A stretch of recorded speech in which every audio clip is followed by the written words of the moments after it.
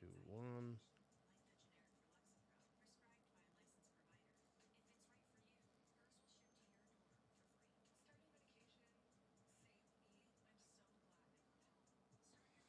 We are live, the Break Room Podcast, to give our immediate reactions. Thank you for joining us today. Let me just make sure I got everybody's audio right. There we go. Our reactions, yeah, we get it perfect. Reactions on A&E's newest autobiography series. I don't know what you want to call it. Rivals. Rivals. It's called Rivals. Bret versus WWE Shawn. Rivals. It's a topic we have discussed at length. Joe is very passionate about it. Tempers flare. Passion gets hot. What were our immediate thoughts, gentlemen? So before I dive into this, I kind of want to hear like Vin's take, because he got to see a lot of this stuff firsthand, and he heard a lot. My voice is fucked because I've got fucking COVID. I've had it for wherever now, but Poor Joe. my head is in a toilet. But I really am curious to see Vin's interpretation of what he saw based off of all of our back and forth that we've had on our individual podcast.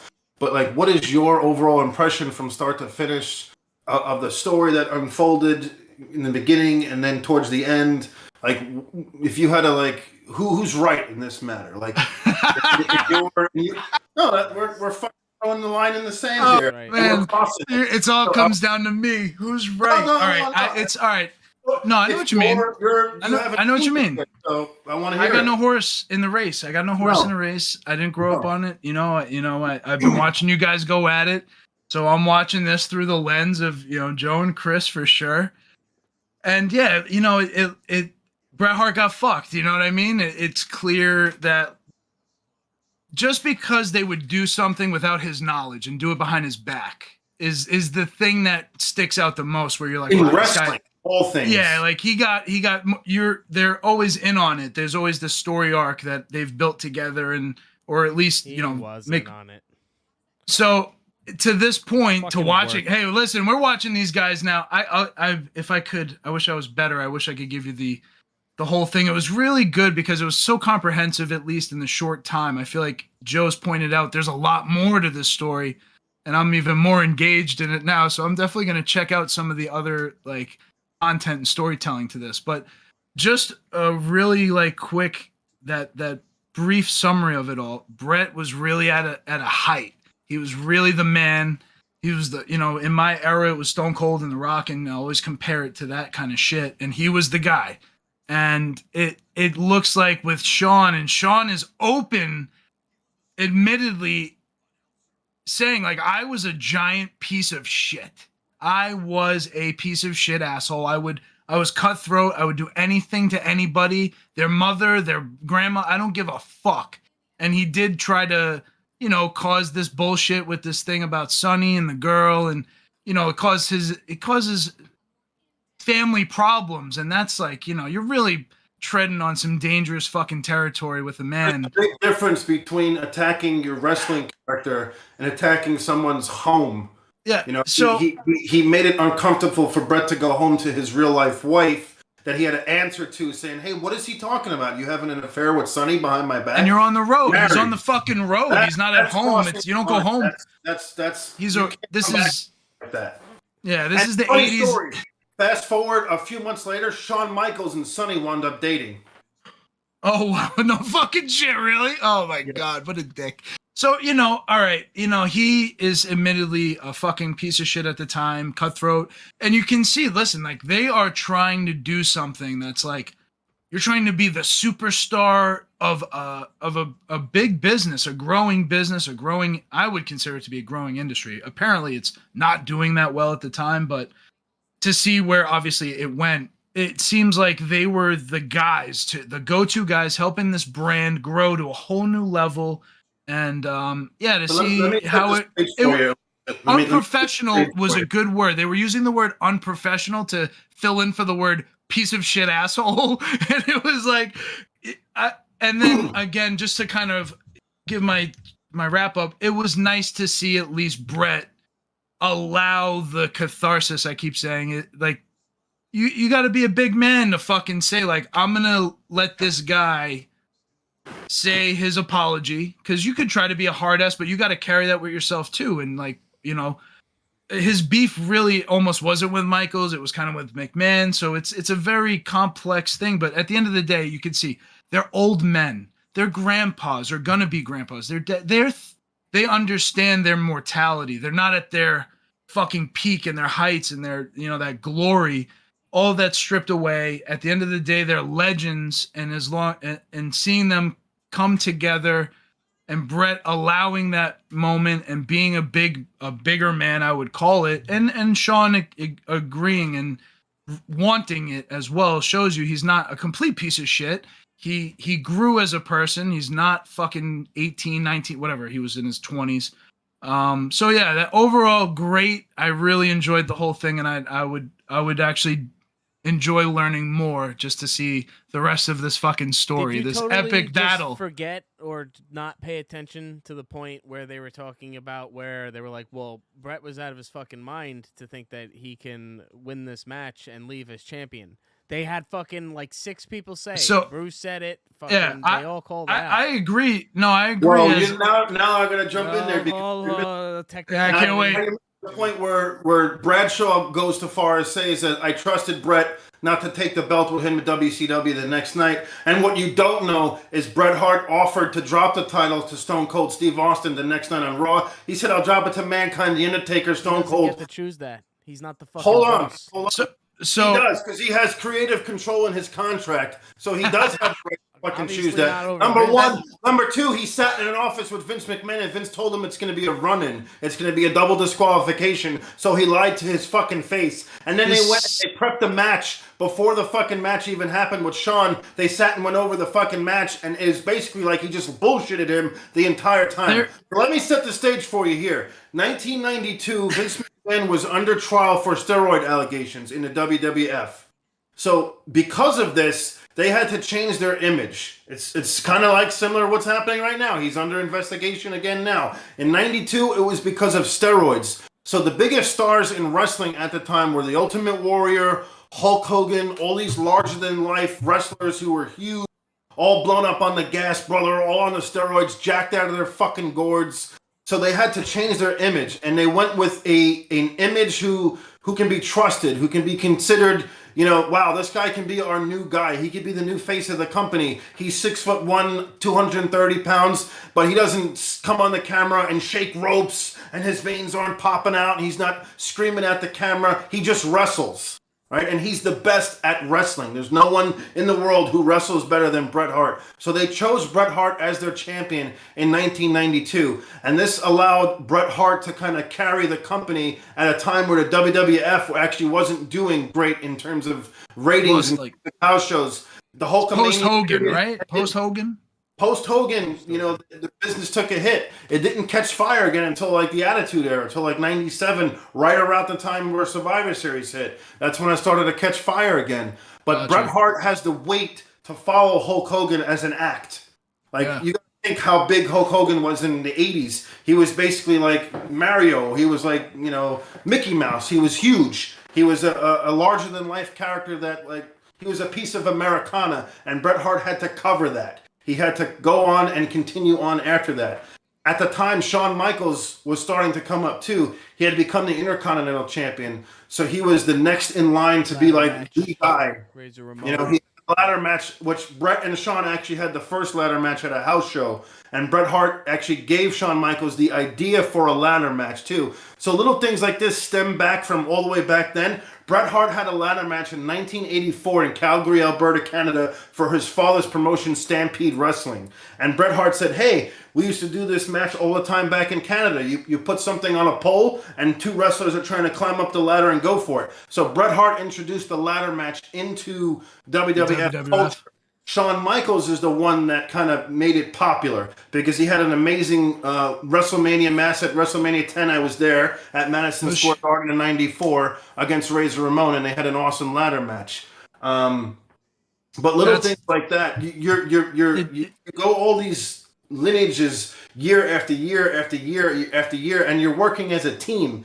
And then it got to the point where Shawn Michaels was only interested in Shawn Michaels. And he even says that in the documentary. When he became champion, that's all he was focused on. That's all he wanted to do. And he could not handle it because the weight of the company at the time, they were even getting less ratings. And they were doing poor in-house shows. And WCW had actually overtaken them in the ratings during time where Shawn Michaels was champion in 1996. So Shawn Michaels' paranoia and Shawn Michaels' entire, like, he had nobody to trust. So this is kind of why he would stab you in the back. He would tell you one thing in one area and do another in another area. That's just typical Shawn. They all say that. Stone Cold says it. Mankind says it. The Undertaker says it. They didn't want to work. They wanted to. They did go back to all like the legends. They're like, yeah, Shawn was kind of a dickhead, and Shawn was Shawn. They say shit like that. Listen, I wouldn't hold it against anybody for being their own best advocate. You're the only way. You're your only best tool to get to where you want to get. So I get that. You know what I mean? And it's ironic. Honestly, to me, it's ironic because in a world Survivor Series that Bret Hart, the reason he originally says to Shawn, they sit down in in a room together. He's like, "Hey, Shawn, we're working together in Survivor Series. Just so you know, I have no problem losing to you. I have no problem dropping the belt." And then Shawn that's right. Bret, well, that's nice that you say that because I'm not willing to do the same thing for you. That's the only reason that Bret Hart refused to drop the belt. It's not about being Canadian. It's not about going to WCW. It's like, fuck this guy. He just told me to my face to go fuck myself, and now I'm going to do a favor for him. It comes down to... There's no way. It came down to personal, like, man-to-man beef, legit. He tried to it reached that who point. The champ was going to be because he had a problem with Shawn because Shawn was an asshole, and Vince was like, "No, Shawn was an Shawn's asshole. gonna be the champion." He was an epic asshole, dude. He was an asshole. So it's ironic because I feel like we live in times where like we for some reason support the more Shawn Michaels-esque personas. Like, oh, I'll fucking fuck everybody to get to the top, and who fucking cares? And I feel like that's such a shitty thing. Like Bret Hart he really cared. He understood the lineage. I guess Joe was just saying it too. Like he grew up in wrestling. His father was a promoter, you said, or an organizer? A wrestler, a promoter, yeah. Okay, so yeah. He just grows up in the whole thing. So I could see like where his heart was in it, and I think like the whole thing was great to watch. Having just briefly watched you guys meet him too, and he just seemed really just kind of humble and a hard worker would be my definitely outside perspective of watching him. He looked like he really cared what he was doing. He trained fucking hard for the purpose of being the champ. And I get it too. He seemed a little entitled to some things. I get it. And Vince is like, there's so many examples of why Vince is a fucking asshole. And they made it a whole sketch that not even a sketch, a story arc. And that story arc made the WWF more successful because he played the heel even better. But Vince was always doing what he could to make the WWF better. So everybody is in it for different kinds of reasons, and their motivations are clear.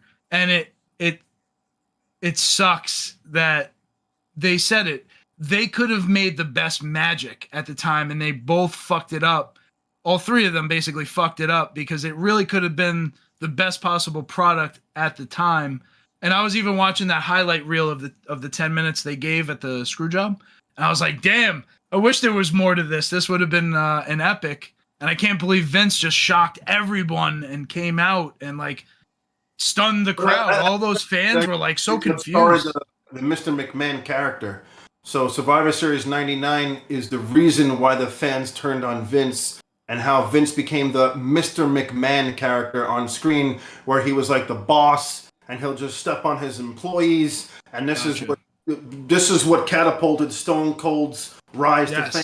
He said, "Fuck that! I'm not going to let you do what you did to Bret Hart to me." Like, that's what I was getting out of it. In the long story arc. This was the initiator of the Mr. McMahon character. So the significance of this match is far past Bret Hart and Shawn Michaels. It goes into what Stone Cold Steve Austin would do years later with Vince McMahon, as Vince McMahon became like the biggest heel in wrestling. And it looked like when they buried the hatchet, Shawn was at a height again because he was rocking the DX gear. So I'm sure at that time it was like when D-Generation X was fucking peaking. Because I remember coming up as a kid, like "suck it" was what kids were doing to their teachers in fucking grade school and middle school and shit. So I'm sure at that time it was like a big fucking deal. It looked like a big deal for the crowd to watch this again, catharsis, this come to Jesus, where everybody kind of tries to bury the hatchet, and it looked legitimate. It still looks like Bret in the long run obviously still feels like it fucked my career in a weird way, but he was moving on. He was leaving regardless. And for Vince McMahon to say, like, I'm not going to give you the biggest platform of your life and the best send-off is a piece of shit thing.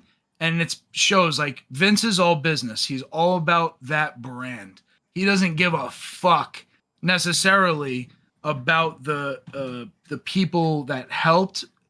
The only counter to that would be I just watched the Undertaker shit, and I watched him and Undertaker, you know, Mark there, hug it out right before the the Hall of Fame speech, and Vince really looked, you know, he did care. It's easy to say that he didn't care, but he was always about the WWF, and the Undertaker was always loyal. So, you know, you can see why those two things are connected and why Vince is the way he is. You can understand it, but I still would say Shawn accepts the fact that he was a fucking real rip-roaring piece of shit asshole back then, and nothing can save you from those things back then. But, you know, now it's just good that at least those two, the fans we can always have fun with it. It's a good time. There's two things like I took away from this, and they were actually said, you know, in other documentaries and other facets of like WWE TV. But in '96, when they had the Iron Man match, that's when Bret Hart drops the title to Shawn clean.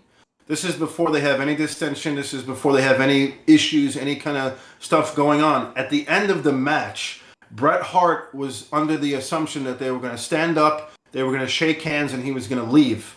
Shawn Michaels, if you've seen it in the documentary, they show it. Shawn Michaels tells the referee to tell Bret to get the fuck out of the ring. So imagine you just fucking busted your ass for this guy for a fucking hour. You're handing him the title. You're putting him over. You're making him champion. And he tells you to get the fuck out of the ring. Like, what a piece of shit. Like, you can't fucking come back. While having like agreed, it's very selfish. I mean, yeah, it's very, there's no, I don't think there's any saving the fact that he was admittedly like a real asshole. And I'm sorry, Chris. And this is killing you. This is killing Chris because he's tired and he just has to sit there and listen to us. Edgewise. No, all right. So what? No, Chris, I want to hear Chris's point of view. Because shoot, all this shit's already been hashed and rehashed. But it's for me. It's not for you. Sure. You know, this is for the new WWE. Well, so to that point, you know, let me say, again. So this documentary, there's nothing new here. This is all rehashed information. Me and Joe have seen this hundreds of times, probably in various versions. But what was interesting about it was that it was a modern account. It looks like they shot this shit. Same thing with the Undertaker thing. All rehashed content. Like, all of that shit was in a documentary last year or a documentary the year before. Or, you know, and it's tough because obviously, you know, the stories are going to be told and retold.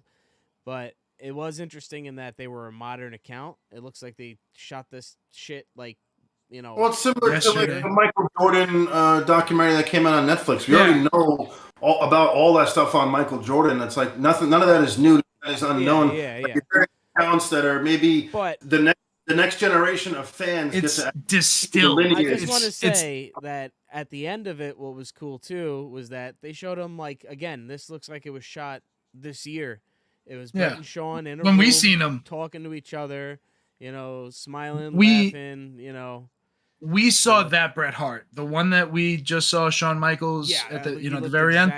That was the one we just met. You know what I mean? He's recent, which that made it interesting to watch, and it was cool to see like them today talking like, and you know that it was just a few weeks ago, and they're like, hey, what's up? You know, we're not best friends or whatever, but.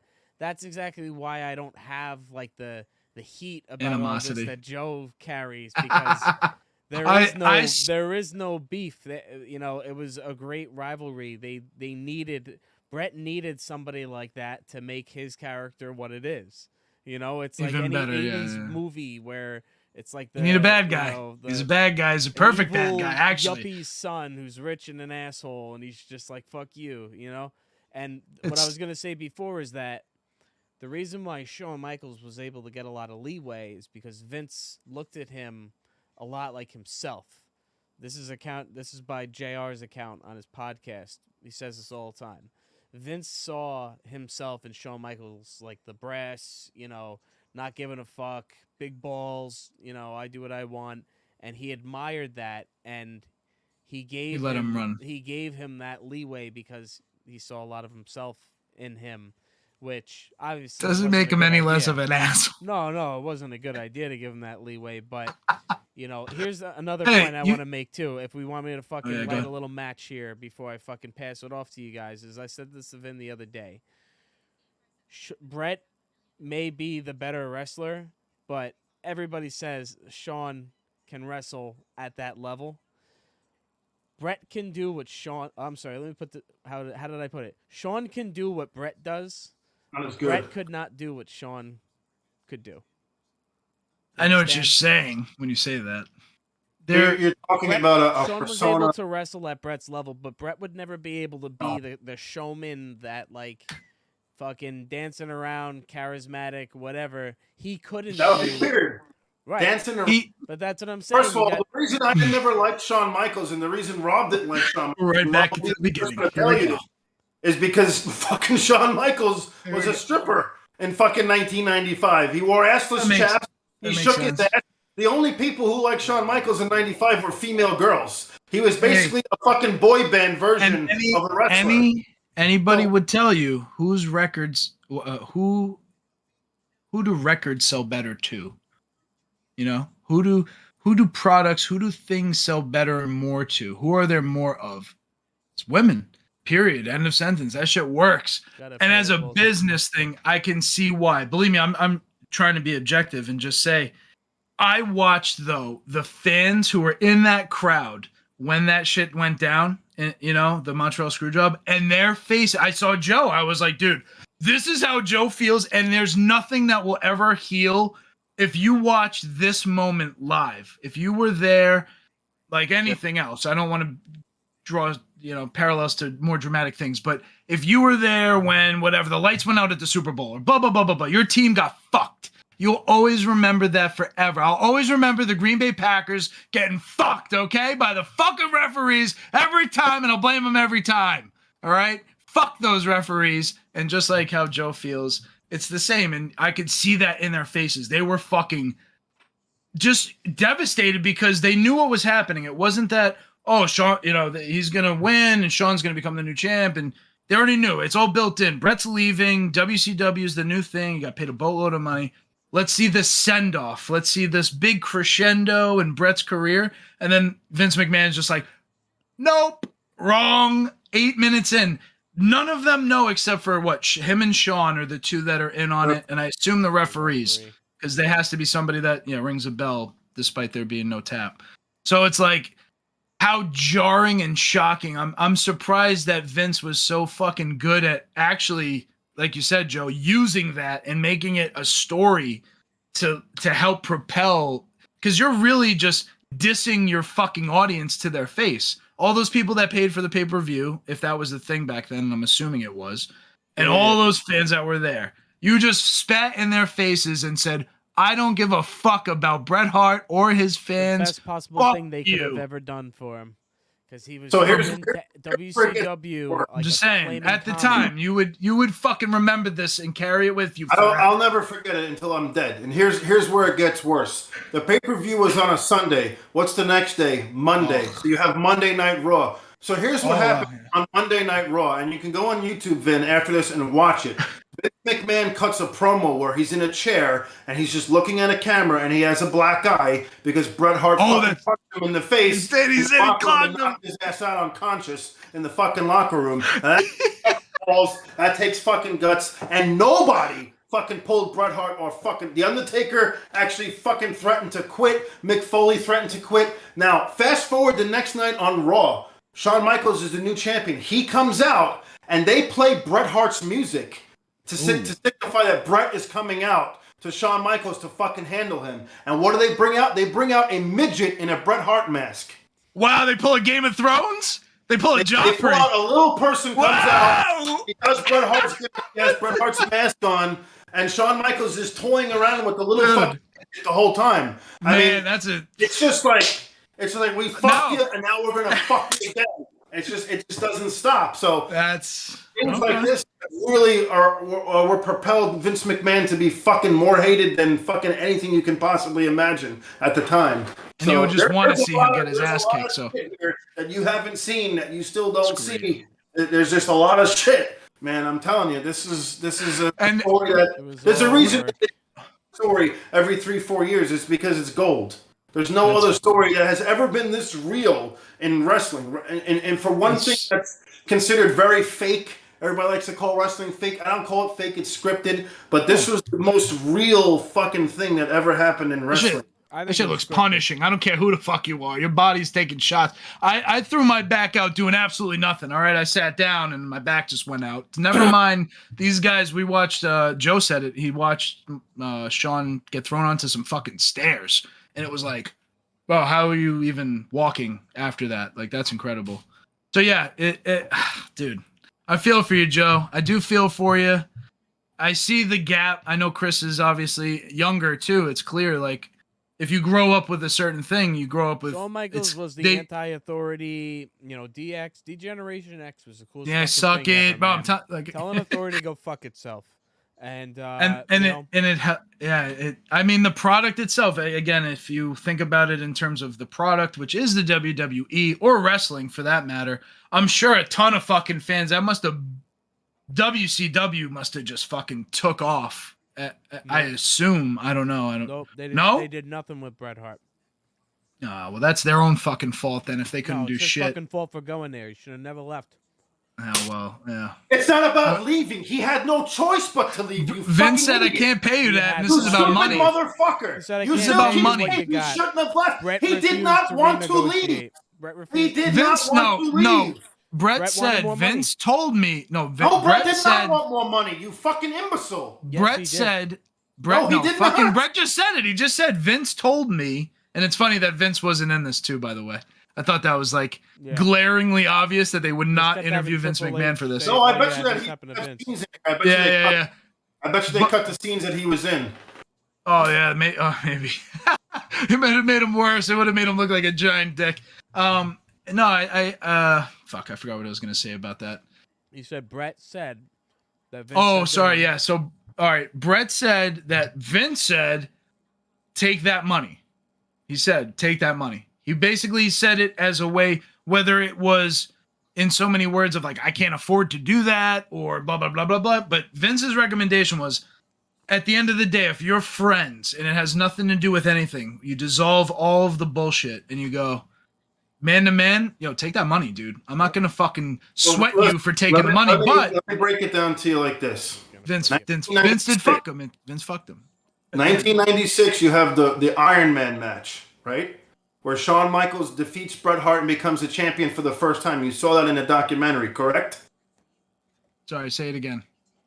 So the Iron Man match in 1996, Bret versus Shawn, the hour-long match where Shawn becomes champion. You saw that in the documentary. Yes. After that match, Bret Hart would take a leave of absence for about 6 months from the WWF. He would go film some TV shows. He would do some acting gigs. He was basically going away and letting Shawn Michaels take the reins for a few months and letting him become champion.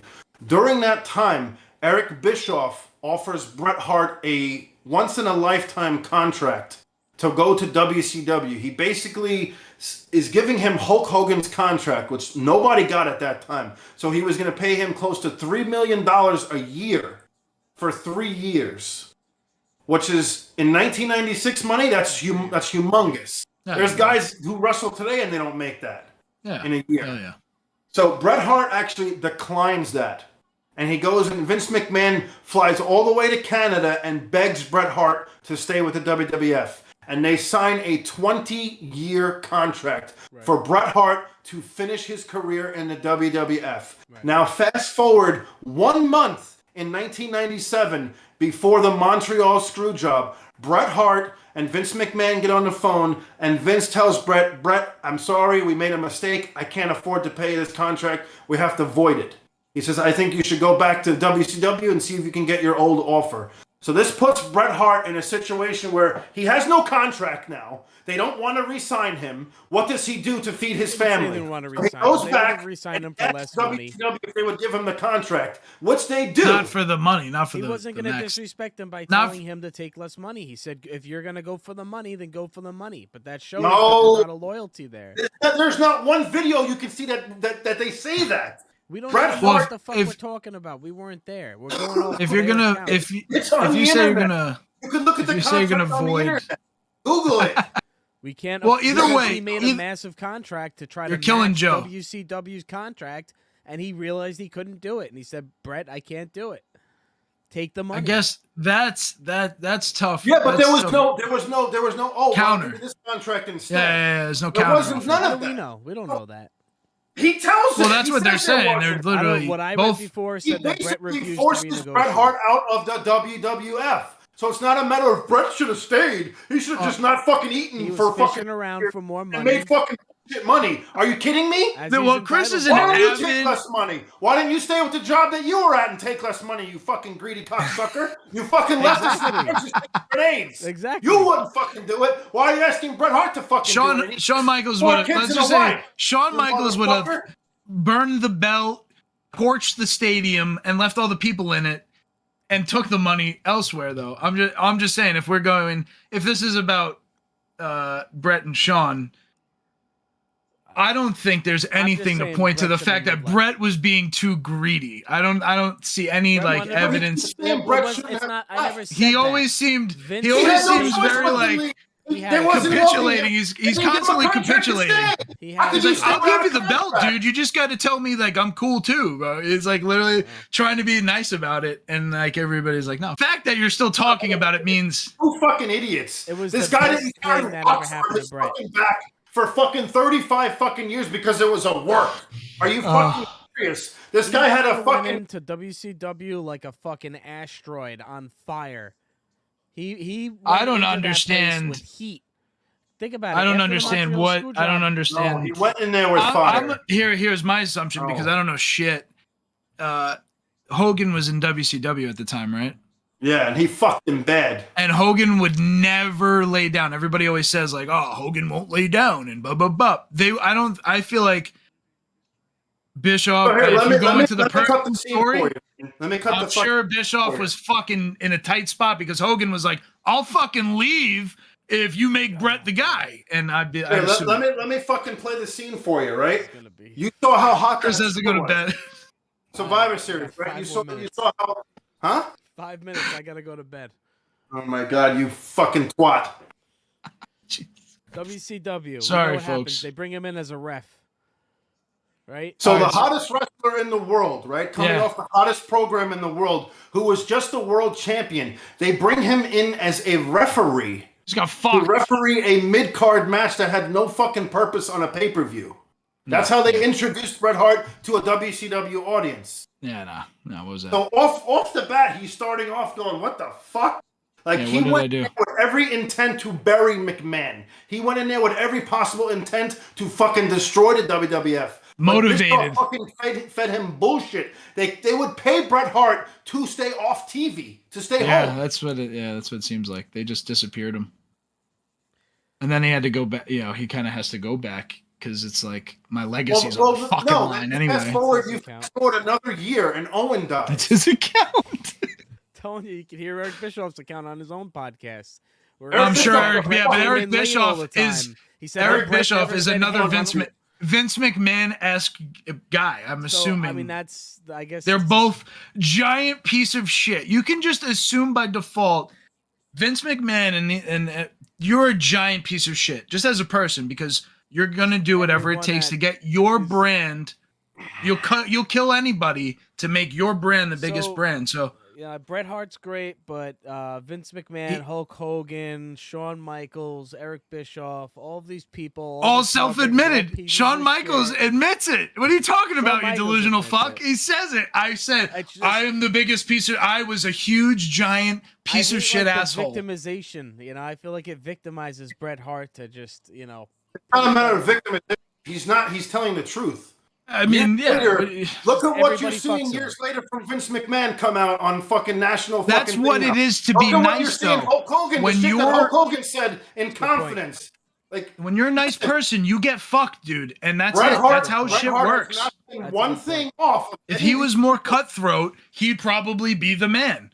But because he seems like just genuinely kind of a nice guy, and Bret Hart's he like a was Ned a- Stark. yeah, hey, that's a good one. I like he that. might have been the best and the most honorable, but he fucking But it died fucked because him almost. the ruthless fucking cutthroats. The Joffreys who come out with the fucking literal, the literal. Lannisters, Yeah, bro, come on. The whole scene plays out for you in your face to say, yeah, there are giant parallels to him being a good person and getting fucked because he's a nice guy. And he was In a like, world I where you love have wrestling. and you have sleazeballs, and you have pieces of shit, and you have racists, and you have womanizers. Then you have Bret Hart, who was a fucking honorable person who did everything by the fucking book his entire career and got nothing but fucked over and over and over again. That's why It's a terrible lesson. I hate to think of him like that. Well, It's I a mean, terrible lesson. I don't It's a think he terrible wants to life be lesson. remembered that way either. No, he I don't does. think his legacy is that, because if you look back, I don't know shit. I'm such a fucking, I know nothing. I literally know what you guys preach. And the fight contract, the T-shirt that I gave you, Vin. Yeah, I mean, that's great. they're Jackie Robinson and Muhammad Ali are on that brand. So it just shows you like the lineage of the athletes that they. you that they know bring Bret onto the Hitman Hart. He's part of that. He's They're with the paying Stone him Cold. millions of dollars right now to do nothing. Right. Well, now, no. he's What do you doing mean? Well, They go. T-shirts, produce T-shirts. Yeah, on a, come up I with the shouldn't say brand. doing And nothing. promote. That He sounds did like the he's fucking not doing- signing at Wrestling. Yeah. We literally I just don't had a mean it great like time that. at the Wrestling Universe. He and you took just made that video too. a You lot just of got that video out, I did cut and the now video. look. That was for you, Joe. Well, You what a love that coincidence. shit, and I hope everybody out there watches it, because literally Joe's living out one of those great moments, and we were able to capture it, and that's what the whole podcast is about. Yeah. That's right there. That video helps sum it up right One there. I day- wish I one was day there we'll for get- Mick Foley too. And Shawn Michaels together, and I'll be right there to tell him he's a piece of shit. And he'd be like, "You got me there, dude." He seems like, "You got me there, dude. I'm a piece of shit." I don't know. Hey, if you listen, life is long, and if you can, as you know, if you could grow as a person, I think that's fully possible Jamie to Lannister. accept what you were, and you have an arc, and it doesn't excuse the past. That's the thing. I don't let apologies and catharsis excuse the past, I just but it gotta just say, man, now we live in the now, and because we're here now, this moment's worth living in. So there's no reason to let all of that shit carry over and affect your life in a way that it's subtle, where you almost don't know it, but it's killing you inside. So again, I think it was very nice for Bret to allow it and to be the, to have that power to say, I'm the one who can kind of allow this guy to apologize. He had to accept the whole thing and say, listen, we're going to move on. Their legacies are cemented. There's no getting around. Shawn Michaels and Bret Hart in the WWE are just as big, and they're that big era before The Rock and before Stone Cold, and they're on the larger Mount Rushmore of what will be the WWE legacy. That's a good way to put it. Yeah. Yep. Well, gents, it was good. On to that hear note- everybody's opinions. They're both great wrestlers. Bret Hart would be a lot less interesting if he had not had an adversary. like This Shawn isn't Michaels. over. We're going to keep talking about this anyway. Just saying they're both great, which was always my point. Joe will never cede that, though. He's just too hateful. He won't let it go. Bret Hart and Shawn hugged it out. He lived it, dude. Joe You can't can't blame him. let He it lived go. it, though. You He's not can't let watching it go. on highlight YouTube. He lived it, bro. So you can't. I know Well, what it if is to you're watch my really a- team get fucked. And if you think about your team getting fucked, you're never getting over But it. if you really want to embody your hero, then forgiveness is part of that, Joe. You know, Bret forgave him. That would be something. Imagine we capture as well. If Shawn Michaels goes to the wrestling universe, your wrestling universe, if you're out there, get Shawn Michaels down. If he'll fucking do it. Apparently he's like a, pain in the ass. And I want to get Joe down there. And I want to see it. I want to see the handshake and just be like, fuck. Because then we can have the catharsis too. There's no way. We can do it. I'll never do it. All right. Well, on that note, thanks for anybody who checks us out. Remember to like, Love comment, you guys. subscribe. Snooch. Rob will be here next time.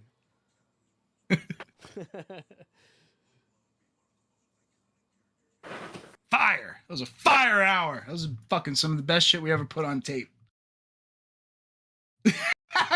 Poor Chris, you had to sit there, just watch me say, yeah, Shawn Michaels is a piece of shit. He's